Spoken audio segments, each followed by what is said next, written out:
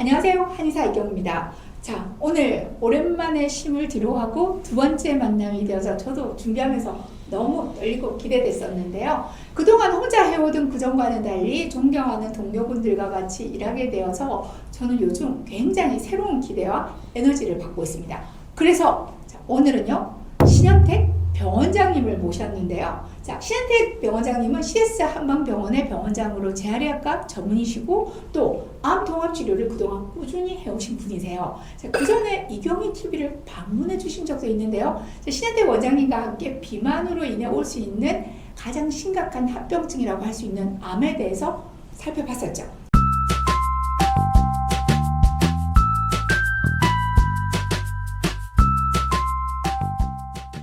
원장님 인사 부탁드립니다. 네, 안녕하세요. 반갑습니다. 한방재활과 전문의 신현택 원장입니다. 오래간만에 인사드리네요. 네, 초대 감사합니다.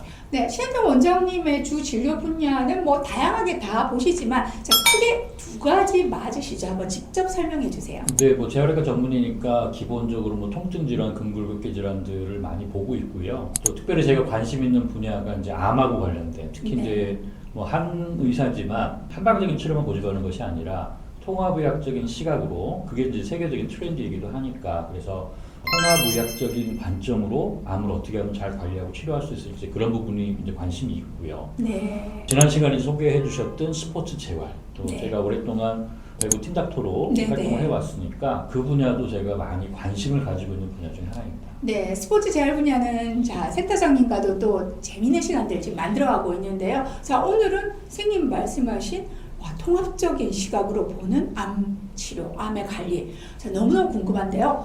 병원장님의 전문 분야 중 하나인 암에 대해서 알아보는 시간 가져볼까 합니다. 자, 100세 시대를 바라보는 현재 주변에 암 진단 받고 치료하고 계시는 분들 참 많으신 것 같아요. 자, 한국인 기대 수명이 83세까지 생존해 있다고 가정할 경우에 암에 걸릴 확률이 무려 37.4%에 이른다고 하니까 성인의 3분의 1이 넘는 수치입니다. 정말 심각합니다. 그리고 제 진료 경험에 비추어 볼 때도 암만큼 우리의 실생활과 인생관, 가치관, 기존 생활들을 완전히 바꾸게 하는 질환도 또 없는 것 같습니다. 자, 완치가 어렵기도 하고요. 또 그 기간이 아주 길고 재발의 두려움이 큰 만큼 기존 생활 습관, 식생활, 그리고 전반적인 삶 전체에 영향을 미치게 되는 거죠.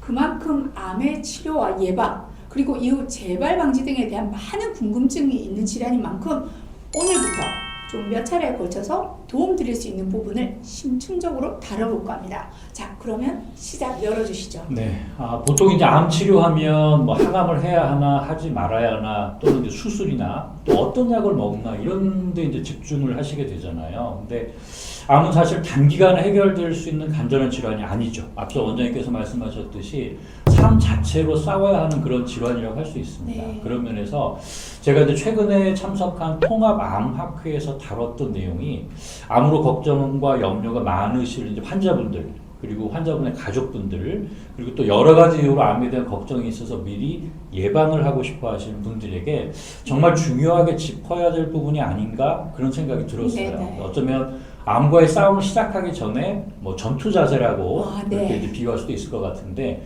본 전투에서 승리하기 위해서 어쩌면 가장 중요한 기본 준비 단계라고 할 수 있죠. 자, 원장님은 암 치료하면 보통 어떤 것을 떠올리시게 되나요? 보통 대학병원을 중심으로 진행되는 뭐 수술이나 항암, 방사선 치료 뭐 이런 거 아닐까요? 맞습니다.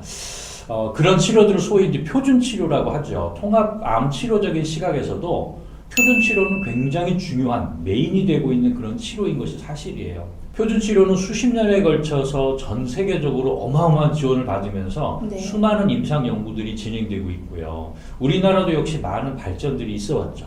그런데 이러한 노력에도 불구하고 여전히 암은 주된 사망 원인이 되고 있다는 점 네. 한번 짚어봐야 될 것 같습니다. 2021년도 한국인 사망 원인을 보니까요, 40대 이후의 사망의 경우에 남녀 모두에서 암이 압도적으로 1위를 차지하고 있었습니다. 네, 뭐 누구나 아는 사실이라고 말씀하시겠지만 정말 좀 짚어볼 필요가 있는 것 같습니다. 수술, 항암, 방사선 치료 등의 이 표준 치료는 나날이 발전하고 있다고 저희가 보고를 받고 있는데요. 그런데 여전히 암으로 인한 사망률은 높아요. 또 암은 치료하기 어려운 질환으로 환자에게나 의사에게나 남아있어요. 자, 그럼 소위 말하는 표준 치료만으로는 암의 역부족이라고 할 수 있는 거 아닐까요? 그렇습니다. 정확한 통계가 있는 건 아니지만 제가 학회에서 한번 만나 뵀었던 한 이제 대학병원 교수님께서 하신 말씀 떠올리게 되는데 대학병원에서 오랫동안 암 치료에 매진하셨던 물론 양반 교수님이세요. 이 교수님께서 하시는 말씀이 표준 치료가 많이 발전하고 있다. 네. 하지만 대학병원에 오는 암 환자분들 중에서 긍정적으로 만족할 만한 그런 결과를 보는 비율은 자신이 판단하기에는 50%도 채 되지 않는다. 이렇게 말씀하시더라고요. 그럼 나머지는 뭐냐? 나머지 환자분들은 표준 치료를 열심히 하는데도 불구하고 결국 암이 진행이 되고 몸이 나빠지고 더 이상 표준 치료를 진행하는 게 별로 의미가 없어지는 그런 상태가 된다는 거죠.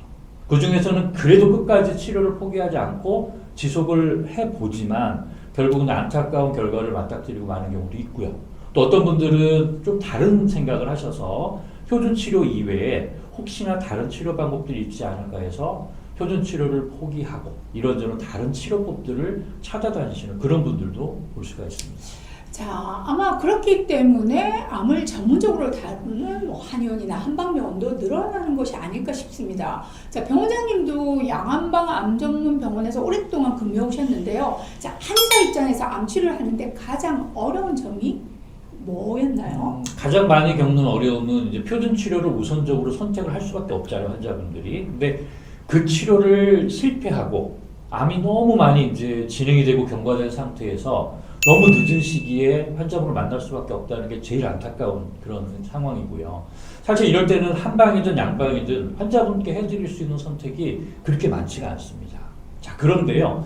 흔한 예는 아니지만 기존의 표준 치료만으로 좋은 경과를 보지 못하시다가 뭔가 대안으로 찾으신 방법으로 좋은 결과를 거둔 분들이 계십니다.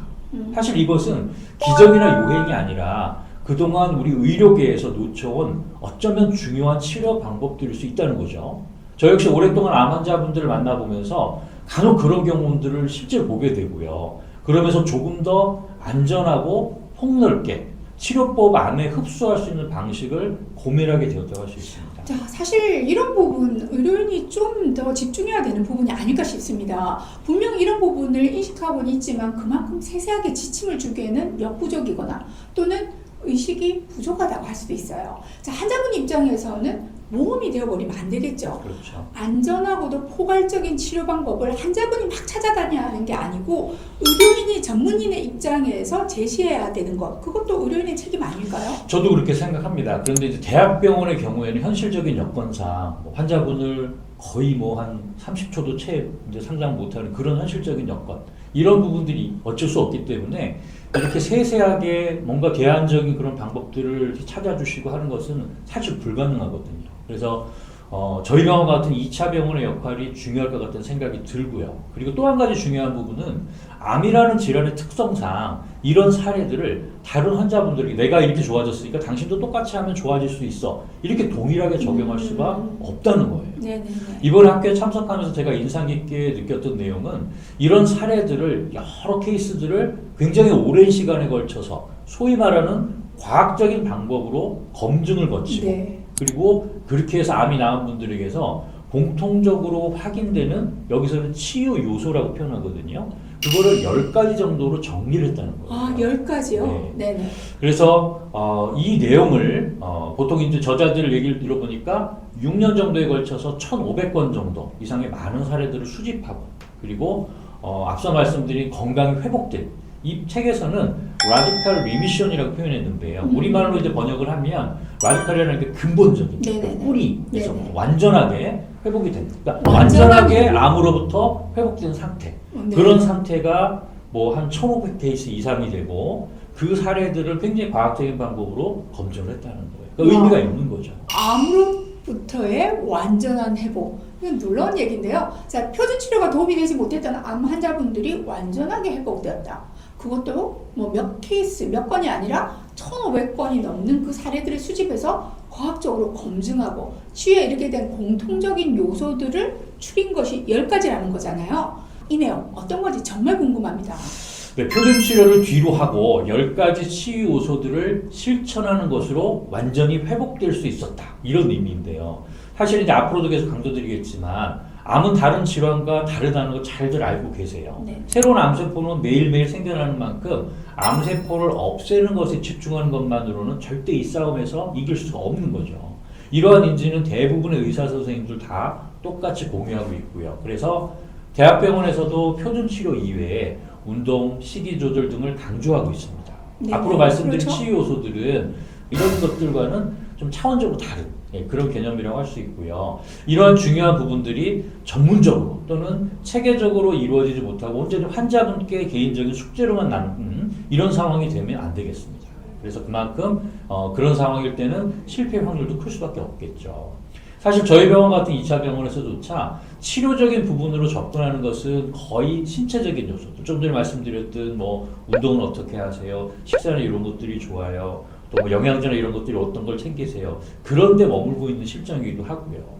자, 그런데요. 실제 이렇게 완전히 암에서 회복될 수 있었던 분들이 공통적으로 강조하고 있는 사항은 신체적인 조절 이외 나머지 것들, 정신적인 그리고 생활적인 그리고 영적인 부분들이 회복이 되고 강화되는 것이 굉장히 중요하다고 이 책에서는 이야기하고 있어요. 그러면 원장님에게 남은 숙제는 이런 부분들에 대해서 얼마나 잘 균형 있게 그리고 구체적으로 치료에 적응하느냐 하는 게 아닐까 싶습니다. 그렇습니다. 실제 이런 치유 요소들을 잘 실천하게 될 때 표준 치료에 대한 치료 반응도 더 효과적으로 기대할 수가 있는 거고요. 표준 치료를 시행할 때 나타나는 여러 가지 부작용들이 있잖아요. 그런 부작용들이 완화가 되고 또 그러면서 회복에 더 도움이 될 수 있기 때문에 대학병원에서 치료와 병행해서 받으시면 좋을 것으로 생각이 됩니다.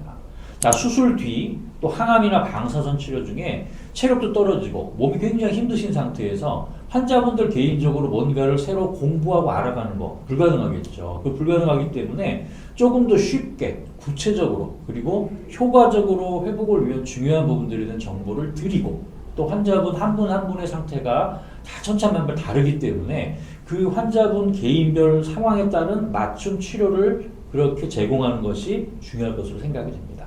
네, 자, 잘 알겠습니다. 저도 지금 이 10가지의 요소들에 대해서 너무너무 기대가 되는데요.